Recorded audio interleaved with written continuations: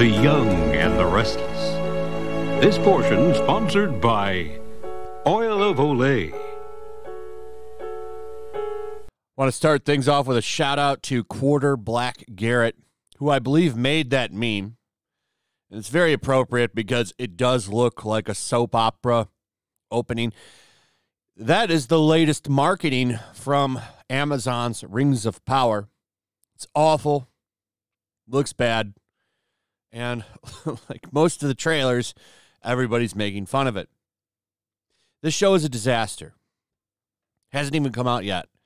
And it's just shaping up to be one of the most expensive mistakes that Amazon has ever, well, let me rephrase that anybody in television has ever created. Looks like a $1 billion flop. Who knows? Could turn out to be a hit. We won't know until it comes out. But everything that I've seen points to this being a spectacular disaster. One that we'll all enjoy laughing at when it eventually does come out. I saw this and I was kind of blown away by it because this just seems like a stupid decision and bad business.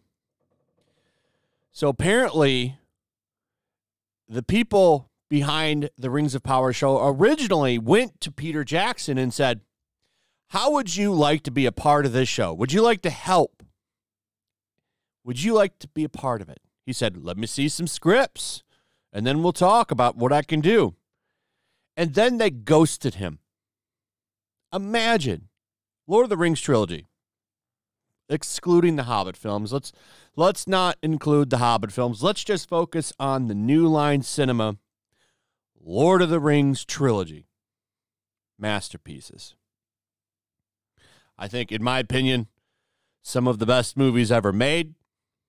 They'll be timeless. They will last forever. As long as we as a people watch movies, those will be movies that people will pull out for enjoyment until the end of, well, I'd say they have at least 150 years.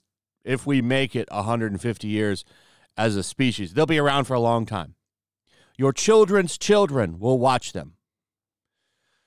Rings of Power, probably not.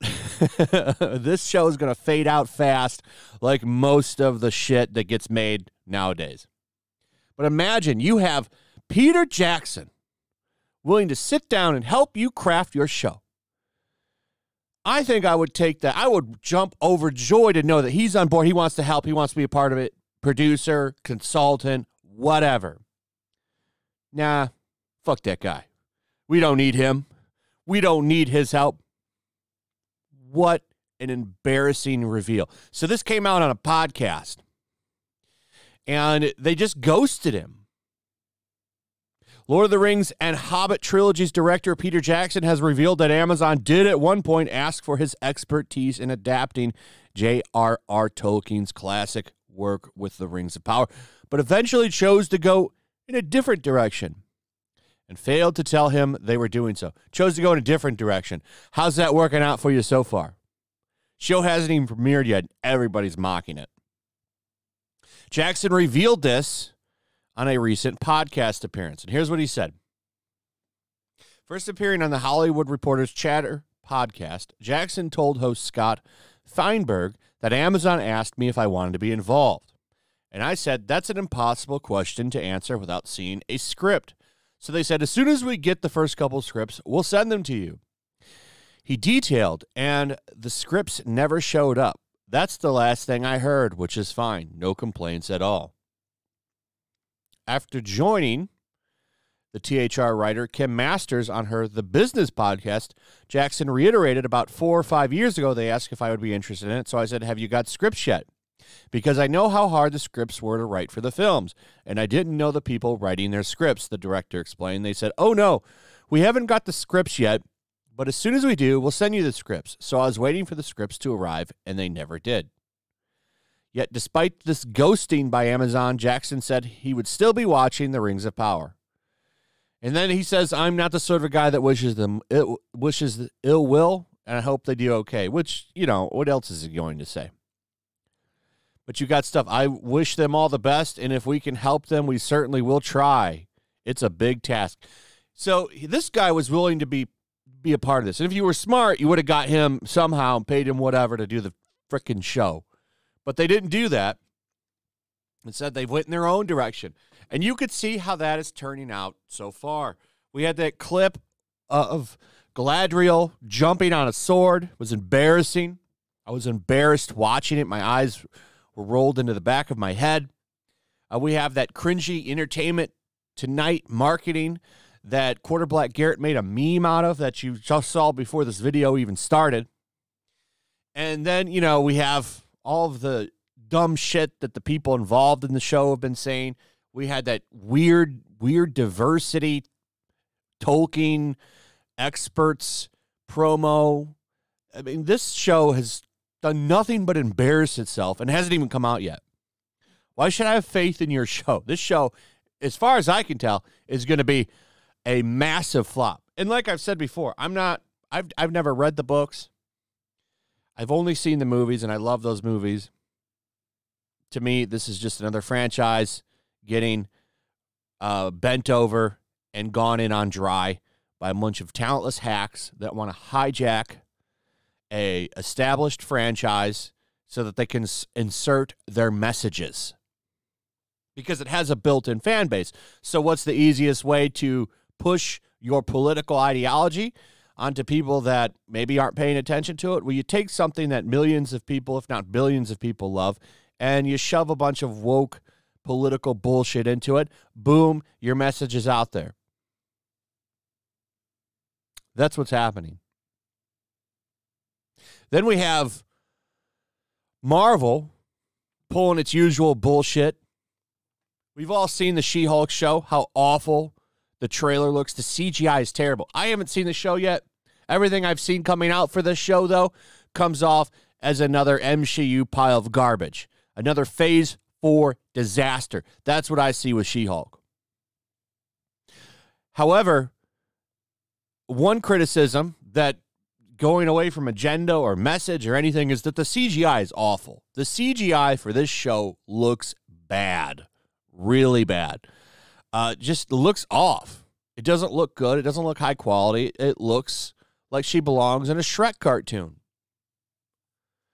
And you would think we would maybe get people to say, well, let the show speak for itself or something. I don't know.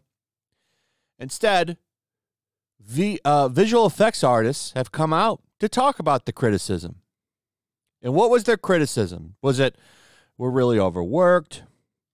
Really overworked. It's tough to work on this kind of show. We're shot. We've got everyone tied up. We're working on all these different projects. We apologize. We still think you're going to enjoy the show. No.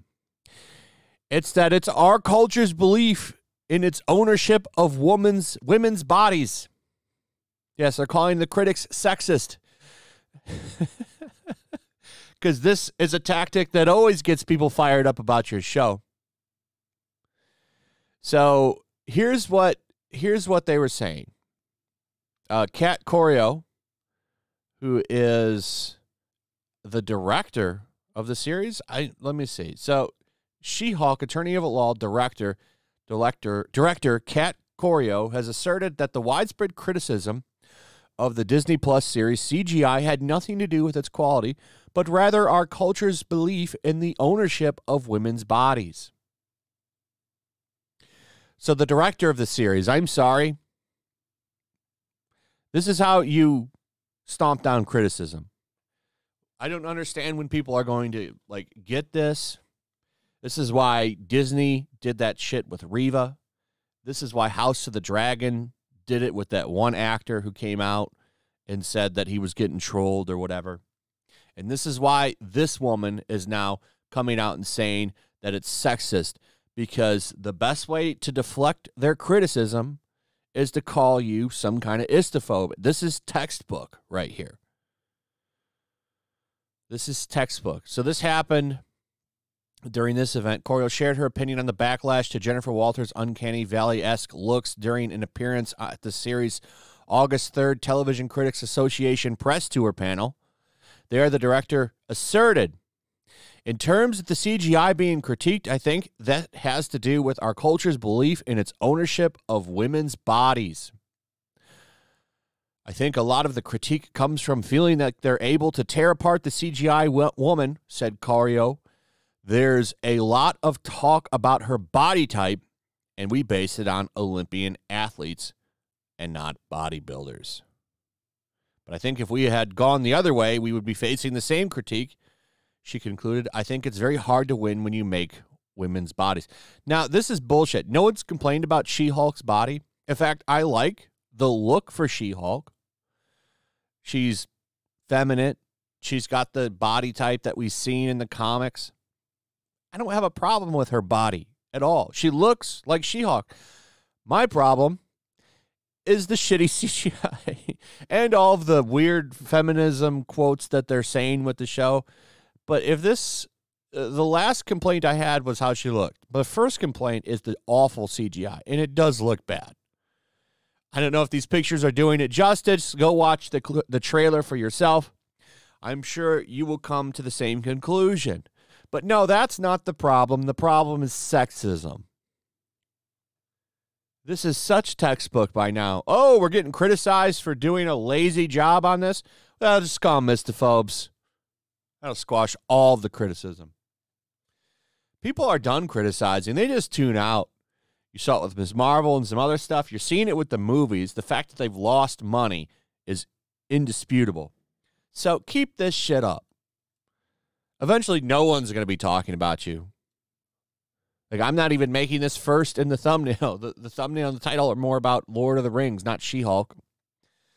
I just wanted to talk about it because it's a joke to me at this point. Anyway, let me know what you guys think. Also, if you would, please like, subscribe, share the video. Make sure you're still subscribed. Hit that notification bell, and I'll see you guys on the next one. Peace. Make sure to check out my locals. There's a link in the description. It's a fun community that I'm trying to build over here. If you don't want to support me on YouTube, you can come over here. None of that money goes to YouTube. You also can just come over here for free. But if you are a supporter over here, I do plan on doing an extra live stream once a month and throwing links to the supporters so you can actually come on and have a supporter live stream with me. Also, it's a good place to catch all of my content. You don't have to worry about notifications like YouTube. They'll definitely work over here. So come check out my locals. Also, if you want to help support the channel, check out my Teespring store. There's a link in the description. You can find some merchandise in there that you might want to check out. Also, make sure to follow me over on Twitch. I do watch parties, play video games over there. They're always fun. Follow me over there and come hang out. Also, make sure you subscribe to YellowFlash, my other channel. There's a link to that in the description as well. I do a lot of live streams over there that I don't do on this channel. Usually smaller and a little bit more personal. So make sure you follow me over there and sign up.